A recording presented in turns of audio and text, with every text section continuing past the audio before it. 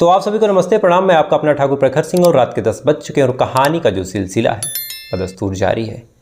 कहते हैं कि लोमड़ी सा दिमाग और बला की खूबसूरती, अगर ये दोनों चीज़ें किसी एक लड़की में हो तो वो लड़की परफेक्ट डेडली कॉम्बिनेशन होती है। ये लड़की जहाँ भी रहेगी वहाँ पे जलजला आ जाता है। ये लड़की जहाँ भी जाएगी वहाँ पे मौत का ऐसा मंजर देखने को मिलेगा कि कई पीढ़ियाँ कई सदियाँ इस लड़की के नाम से जानी जाएंगी और ऐसी लड़कियां वास्तव में बड़ी खतरनाक होती हैं। आज की कहानी भी एक ऐसी लड़की की कहानी है जिसे आप अगर छू लो, अगर महज उंगली से उसके हाथ को छू लो तो उस हाथ पे दाग लग जाए। इस तरह की खूबसूरती, इस तरह की मासूमियत, इतनी मासूम इतनी खूबसूरत कि एक बार तो ऐसा हुआ कि पुलिस वाले इस लड़की को गिरफ्तार करने गए, लेकिन इसकी मासूमियत को देखने के बाद पुलिस वालों को लगा कि हमारे जो एजेंसीज़ हैं उनसे कुछ गलती हुई होगी, ये लड़की ऐसा काम नहीं कर सकती। आखिर इतनी मासूम लड़की और ऐसा अपराध संभव ही नहीं है। पुलिस वाले वहाँ से लौट आते हैं इसकी खूबसूरती के जाल में फंस के, और ये शायद उस देश के इतिहास की सबसे बड़ी गलती थी। आज की कहानी सामंथा लुइस ल्यूथबेट की है, जिसे व्हाइट विडो यानी श्वेत विधवा का भी तमगा हासिल है। अब इस लड़की ने क्या कुछ किया ये आपको जब मैं कहानी में बताऊंगा तो कहीं ना कहीं आज आप परेशान भी हो जाएंगे और सोचने पे मजबूर भी हो जाएंगे। दरअसल सामंथा का जन्म 5 दिसंबर साल 1983, यानी अगर आज से जोड़ा जाए तो 40 साल पहले, नॉर्थ आयरलैंड यानी आयरलैंड का जो उत्तरी हिस्सा है उसी में एक जगह है बैनब्रिज। इसी बैनब्रिज में एक नॉर्मल से परिवार में होता है। परिवार के जो मुखिया थे यानी सामंथा के जो पिता थे, लॉरी वगैरह चलाते थे और उसी से परिवार का पालन पोषण करते थे। थोड़े टाइम तक लॉरी वगैरह चलाते हैं, लेकिन फिर अचानक से परिवार की किस्मत पलटी और जो सामंथा के पिता हैं उनको सेना में यानी कि ब्रिटिश आर्मी में नौकरी मिल गई। अब ब्रिटिश आर्मी में नौकरी मिली तो फिर ये लोग शिफ्ट होते हैं लंदन की तरफ। लंदन में रहते हैं, वहीं पे फिर सामंथा बड़ी होती है, उसका पालन पोषण होता है, पढ़ाई लिखाई होती है। सामंथा जाती है यूनिवर्सिटी ऑफ लंदन में और वहाँ से school of oriental and African situation, इसी टॉपिक पे अपनी डिग्री लेने के लिए पढ़ाई करती है, दाखिला करती है। और फिर जब इस टॉपिक को चुनती है तो इसमें अफ्रीकन लोगों के बारे में और जो रंग भेद और ये सारी चीज़ें होती हैं। और ऐसा नहीं है कि अकेले वहाँ पे होती हैं, हर जगह होता है। साउथ में बांटा जाता है, नॉर्थ में बांटा जाता है, जात में बांटा जाता है, मज़हब में बांटा जाता है। तो ये चीज़ें हर देश की समस्या हैं और हर देश इन सारी चीज़ों से लड़ रहा है। ना हम आप इससे अछूते हैं, ना विदेशी मुल्क अछूते हैं, और ये सारी चीज़ें हर जगह फैली हुई हैं। तो जब सामंथा इस टॉपिक को रिसर्च करती है तो उसे देखने को मिलता है कि किस हिसाब से जो गोरे लोग हैं वो काले लोगों से नफ़रत करते हैं और किस हिसाब से काले लोगों को प्रताड़ित किया जाता है, उनके साथ भेदभाव होता है। अब टॉपिक को रिसर्च कर रही है, इन सारी चीज़ों को देख रही है, मन में कहीं ना कहीं ये भाव भी आ रहा है कि किस हिसाब से गोरे लोग अत्याचार करते हैं।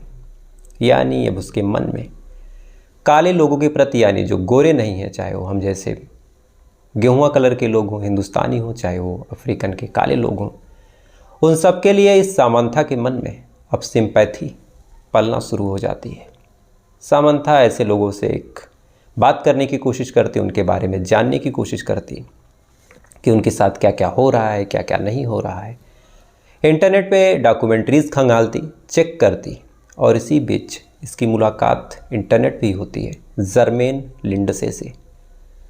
जर्मेन भी लगभग इसी की उम्र का था, इससे 2 साल छोटा ही था, शक्ल से काला था, लंदन में रह रहा था और अपनी इस काली शक्ल की वजह से कई बार इसे रंग भेद का सामना करना पड़ा, कई बार और सारी दिक्कतों का सामना करना पड़ा। और बाकायदा जो जर्मेन था वो इन सब बातों को सोशल मीडिया पे बताता कि किस हिसाब से उसे यहाँ पे दिक्कत हो रही, किस हिसाब से उसे इन सब चीज़ों का सामना करना पड़ रहा। अब सामंथा इन सारी चीज़ों को पढ़ने के बाद उसके मन में गुस्सा आता कि हमारे देश के लोग किस हिसाब से रंग भेद कर रहे हैं। और जितना ही देश पे गुस्सा आता उतना ही जर्मेन लिंडसे से उसे प्यार होता। और देखते ही देखते इन दोनों ने शादी करने का फ़ैसला किया। अब शादी करने का फ़ैसला करते हैं, लेकिन इसी बीच जो जर्मेन लिंडसे था वो क्रिश्चियन था, लेकिन उसने अपना धर्म कन्वर्ट किया और इस्लाम स्वीकार कर लिया। अब इस्लाम स्वीकार किया तो उसने अपना नाम जमाल रखा। अब सामंथा को इससे शादी करनी थी, तो शादी करने के लिए फिर इसने भी अपना धर्म कब चेंज किया, कन्वर्ट किया, इसने भी इस्लाम कबूल किया।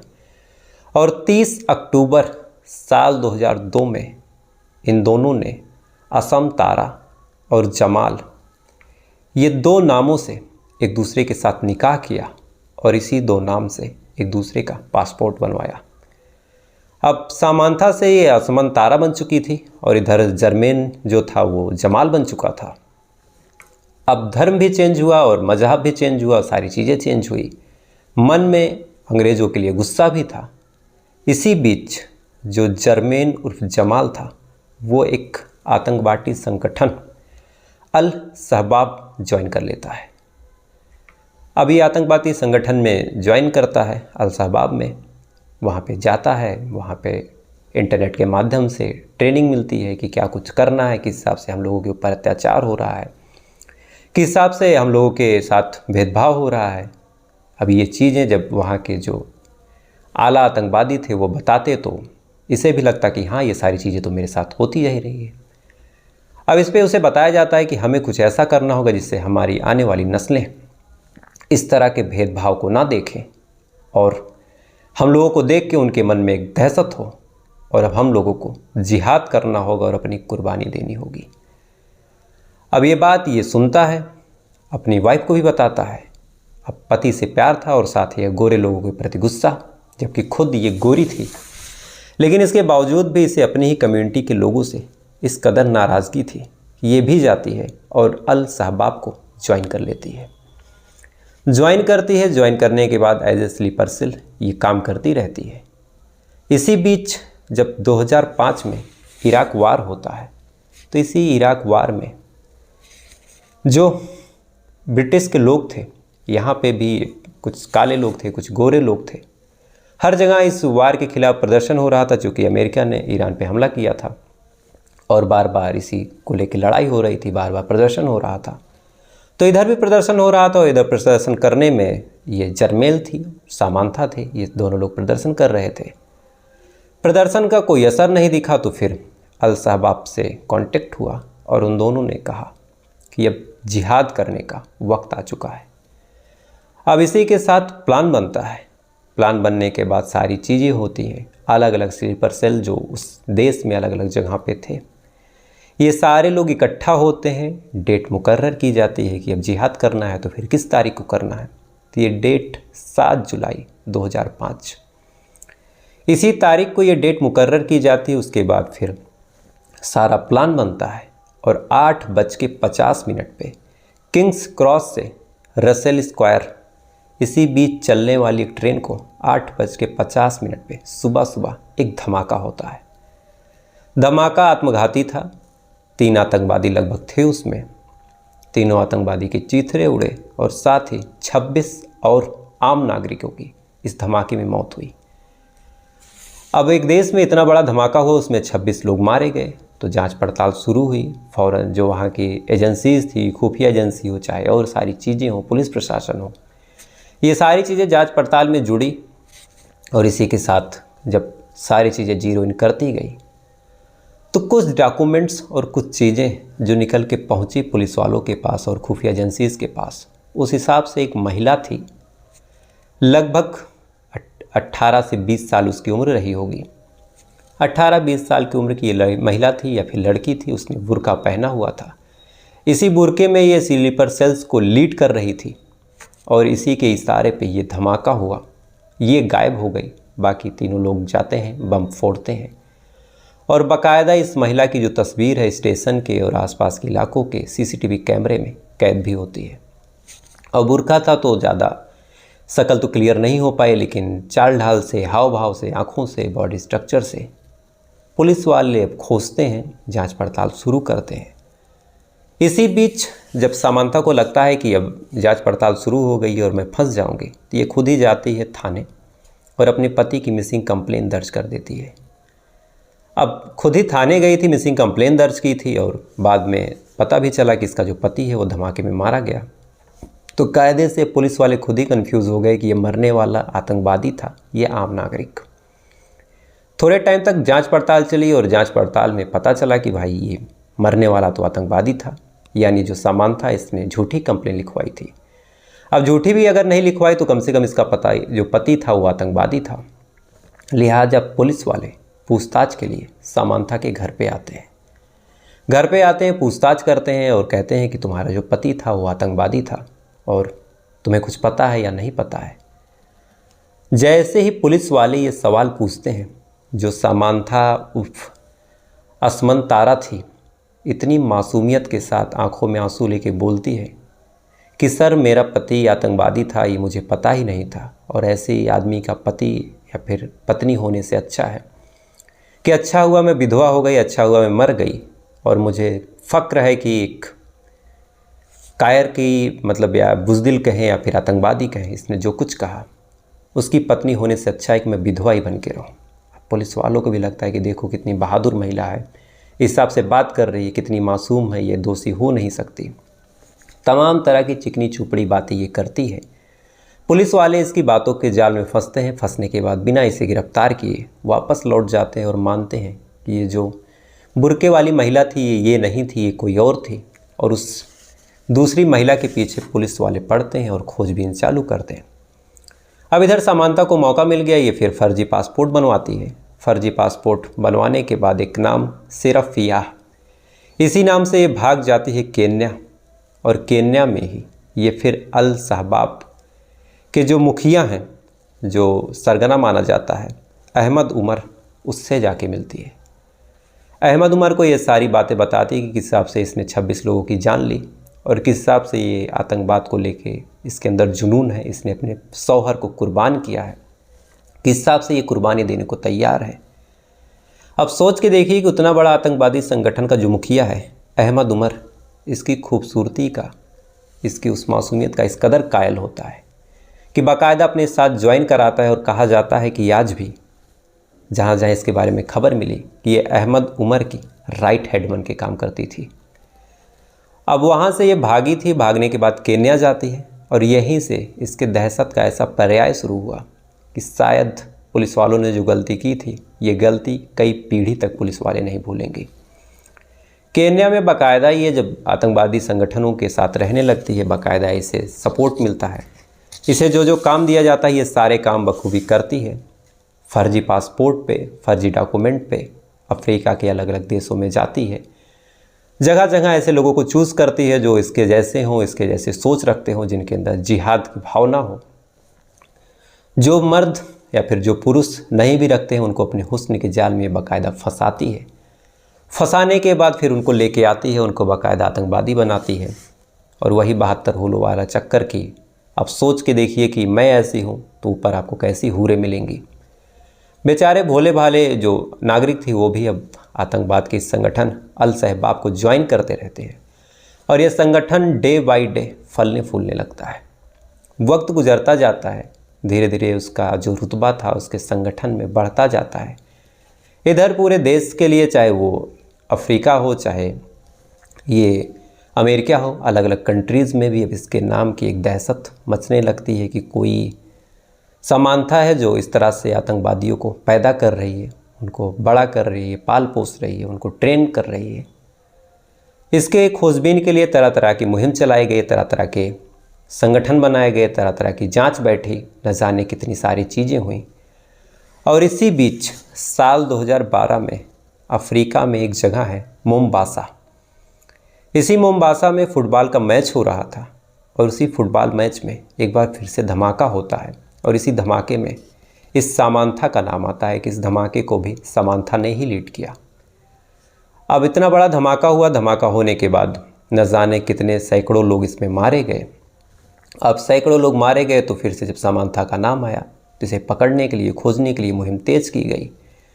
लेकिन ये भेष बदलने में और अपने चेहरे की मासूमियत दिखाने में इस तरह उस्ताद थी कि कई बार ये जब इधर उधर जा रही थी पुलिस वालों के सामने भी पड़ी, लेकिन शक्ल देखने के बाद फिर पुलिस वाले वही मान बैठते किस तरह से ये मासूम है, जिस हिसाब से इसका चेहरा है ये सामान्यता नहीं हो सकती, ये कोई दूसरी महिला होगी, ये कोई दूसरी लड़की होगी। क्योंकि जिस टाइम की ये बात है उस टाइम भी इसकी उम्र महज 27-28 साल रही होगी। अब वहाँ से ये ब्लास्ट करके निकलती है, निकलने के बाद फिर एक यूनिवर्सिटी में ब्लास्ट करती है और इस यूनिवर्सिटी में लगभग 148 लोग मारे गए थे। इस यूनिवर्सिटी में जब इसने ब्लास्ट किया और इसमें 148 लोग मारे गए तो इसको खोजने के लिए मुहिम तेज की गई। इसको पकड़ने के लिए ज़ोर ज़ोर से, चाहे रसिया के संगठन हो, चाहे अमेरिका के लोग हो, चाहे अलग अलग कंट्रीज़ के जो भी संगठन माने जाने हैं, जो किसी को ढूंढने में, खोजने में, मारने में उस्ताद माने जाते हैं, ये सारे लोग जुटे रहे, इसको खोजते रहे, इसको पकड़ने की कोशिश करते रहे। इसको मारने की भी कई जगह से कोशिशें हुई, लेकिन इसके बाद भी इसे नहीं मारा जा सका। और इसी बीच फिर से साल 2012-13 में ही केन्या में एक जगह है नैरोबी, केन्या की राजधानी है, इसी नैरोबी में एक शॉपिंग मॉल में फिर से ब्लास्ट होता है। और इस ब्लास्ट में ये भी एक आतंकवादी हमला था और आत्मघाती भी था, और इस हमले को भी लीड किया था इसी सामांथा उर्फ सेरा फिराह ने, उर्फ वाइट विडो ने और उर्फ असमन तारा ने। इसने लीड किया और दुख की बात है कि इसमें 67 यानी 67 भारतीय मूल के लोग मारे गए थे, जो इस शॉपिंग मॉल में उस टाइम शॉपिंग कर रहे थे। वहाँ पे दुकान लगाए हुए थे, उनकी दुकानें थी, वहाँ पे घूमने गए थे। अब अलग अलग देशों के अलग अलग मज़हब के जब लोग मारे गए इसमें भी, तब इसके खिलाफ पकड़ने की जो मुहिम हुई वो अब ज़ोर शोर से हुई। इसके खिलाफ रेड कॉर्नर वारंट 200 देशों में निकाला गया। इसको पकड़ने को, इसको मारने को तरह तरह के इनाम घोषित किए गए। इसी बीच खबर आई कि साल 2014 में रसिया के स्नाइपरों ने इसको मार डाला, लेकिन कहीं से भी आपराधिक मामलों में इसके मरने की पुष्टि नहीं हुई, ना ही किसी आधिकारिक संगठन ने इसके मरने की पुष्टि की। कहते हैं कि आज भी इसने लगभग ऑन द रिकॉर्ड 400 से ज़्यादा लोगों को मरवाया है और खुद खड़े होके 29 लोगों की कत्ल इसने अकेले वहाँ पे की थी, जो पहला 7 जुलाई 2005 को किंग क्रॉस और रसेल स्क्वायर के बीच ब्लास्ट हुआ था। 400 ऑन द रिकॉर्ड इसने कत्ल करवाया है अपने सिस्टम से। 27 लोगों को इसने आंखों के सामने मरवाया है। और न जाने कितने ऐसे मामले हैं जहां तक इसका नाम अभी तक आया नहीं। न जाने कितने ऐसे मामले हैं जिसमें इसने अपनी जिम्मेदारी नहीं ली। और आज भी अगर आप इसकी उम्र की बात करें तो इस समय इसकी उम्र महज 40 साल। 4 बच्चे हैं, चारों बच्चों को भी इसने जिहाद के रास्ते पे लगाया है, उनको भी उसी हिसाब से आतंकवादी बना रही है। इसके ऊपर कई मूवीज़ भी बनी, नेटफ्लिक्स वगैरह ने कई सीरीज़ भी लॉन्च की। और कहते हैं कि जिस हिसाब से ये खूबसूरत है कि कई बार तो लोग इसके नाम पे ही आतंकवादी बन गए। पुलिस कई बार इसकी खूबसूरती से धोखा खा के इसको छोड़ देती है। और आज भी इसे वाइट विडो, चूँकि ये गोरी थी, खुद सफ़ेद रंग की थी, उसके बाद भी सफ़ेद लोगों से नफ़रत करती थी। इसके दिमाग में क्या था क्या नहीं था, ये कहानी तो महज यही जाने। लेकिन आज भी अफ्रीकन कंट्रीज़ में और अमेरिका के लिए और रसिया के लिए भी कहीं न कहीं ये मौत और आतंकवाद का दूसरा नाम है। एक टाइम ऐसा भी था जब ये जो लादेन है उसकी बहुत बड़ी फ़ैन थी, और जब लादेन मारा गया था तो उसके मरने पे ये कविता लिखा था इसने और बाकायदा पोस्ट किया था, जिसमें इसने आई लव यू ब्रदर और ये सारी लाइनें यूज़ की थी। और ओसामा को भी तरह तरह की बातें कही थी और धमकी भी दिया था। तो वहाँ से भी इसका नाम एक बार आया था। और आए दिन जब अफ्रीकन कंट्रीज़ में कई हमले होते हैं और अल शहबाब जिन हमलों की जिम्मेदारी लेता है, तो ऐसे हमलों में जो सामांथा है उसका नाम आज भी आता है। तो फिलहाल ये थी पूरी कहानी। अब पूरी भी कहना गलत होगा, चूँकि अभी सामांथा की अपराधों की फहरिस्त में न जाने कितनी कहानियाँ जुड़ना बाकी हैं, न जाने कितने बेगुनाह लोग मारे जाएंगे ऐसे लोगों की वजह से।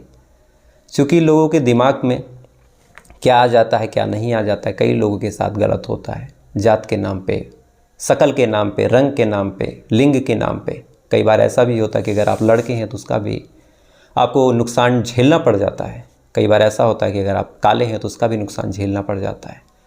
लेकिन इसका इलाज ये नहीं, इसका उपचार ये नहीं कि आप आतंकवादी बन जाएं और बेगुनाहों को मारें। आप सिस्टम से लड़ें, लेकिन सिस्टम के लोगों से ना लड़ें। तो ये तो रही पूरी कहानी, बातें कल के सवाल पे। और कल का मेरा सवाल था कि जैसे गाना है कि कौशल्या दशरथ के नंदन, राम ललाट पे शोभित चंदन। और कल मौका भी था, दस्तूर भी था पूछने का। तो मैंने पूछा कि राम जी तो कौशल्या जी के पुत्र हैं, नंदन हैं, तो जो शत्रुघ्न जी थे उनकी माता का क्या नाम था? तो शत्रुघ्न की जो माता जी हैं उनका नाम सही सही बताया है, सनातनी संस्कृति जी हैं। डी रोहिल्ला जी हैं, प्रमोद जी हैं, धर्मेंद्र जी हैं, जोसेफ जी हैं, विशाल खान जी हैं। और इन्होंने साथ ही सवाल किया था कि मैंने जो बताया है नहीं बताया, प्लीज़ आप बता दीजिएगा, चूँकि इस बहाने जानकारी भी बढ़ेगी। सुधीर मिश्रा जी हैं, कपिल जी हैं, के ठाकुर जी हैं, उमा सिंह जी हैं, रंजन सिंह जी हैं। और आप सभी लोगों ने सही जवाब दिया। और इस सवाल का सही जवाब है कि जो कौशल्या जी की माता का नाम है, माफ़ कीजिएगा, जो शत्रुघ्न जी की माता का नाम है वो सुमित्रा माँ है। सुमित्रा के जो लक्ष्मण जी थे और जो शत्रुघ्न जी थे ये दोनों उनके लड़के थे। कैकेयी के इकलौते लड़के भरत थे और कौशल्या माता के जो नंदन थे वो भगवान श्री राम थे। तो ये थी पूरी सवाल और पूरी कहानी। अब आज का सवाल पूछता हूँ और आज का सवाल शायद आपको पता होना चाहिए, क्योंकि आज का सवाल बड़ा इंटरेस्टिंग है। अगर आपसे पूछूं कि आपके देश की राजधानी कौन सी है, इस प्यारे हिंदुस्तान की राजधानी कौन सी है, तो आपके दिमाग में आएगा कि इसमें पूछने की क्या बात है, नई दिल्ली है। लेकिन अगर पूछूं कि नई दिल्ली से पहले कौन सा प्रदेश था जो हमारे देश की राजधानी, कौन सी ऐसी जगह थी जो राजधानी है, तो अगर आपको पता हो तो बताइएगा, नहीं पता हो तो मैं आपको बताऊंगा।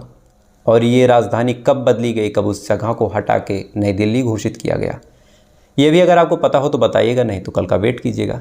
कल फिर मैं किसी कहानी के साथ आऊँगा और इस क्वेश्चन का आंसर भी दूंगा। तो और ऐसे ही वीडियो आपको पसंद आते हो, ऐसे फैक्ट और ऐसे क्वेश्चन आंसर आपको पसंद आते हो, तो वीडियो को लाइक करके चैनल को अपना प्यार भी दीजिएगा। तो आपसे कल फिर मुलाकात होगी किसी दूसरी कहानी के साथ। तब तक अच्छे रहिएगा, खुश रहिएगा, अपना ख्याल रखिएगा, अपने देश का ख्याल रखिएगा। जय हिंद, वंदे मातरम।